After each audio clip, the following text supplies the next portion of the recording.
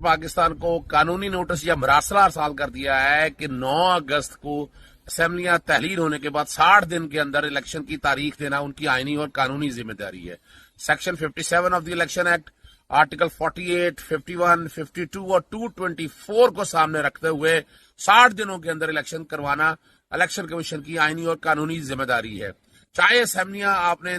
3 دن پہلے تحلیل کی ہیں، پہلے وزیر اعظم کو نوٹس جاری کیا گیا، 2 نوٹس جاری کیے گئے، الیکشن کمیشن کو بھی بھجوایا گیا اور ان کو بھی تمید کی گئی کہ آئینی ذمہ داری ہے کہ 60 دنوں کے اندر الیکشن آپ نے کرانا ہے۔ اس ملک میں جمہوریت کی بحالی کے لیے جو آئین طریقہ کار ہے اس پر نفاذ یقینی ہے، مگر بدنیتی سے جس طرح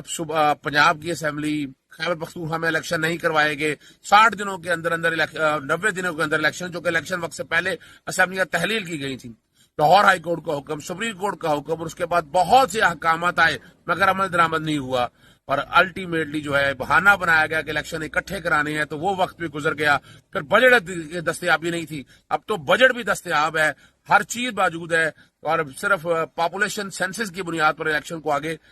ملتوی نہیں کیا جا سکتا۔ صدر پاکستان اگر پولنگ ڈیٹ نہیں دیتے ہیں تو اعلیٰ عدالتوں سے رجوع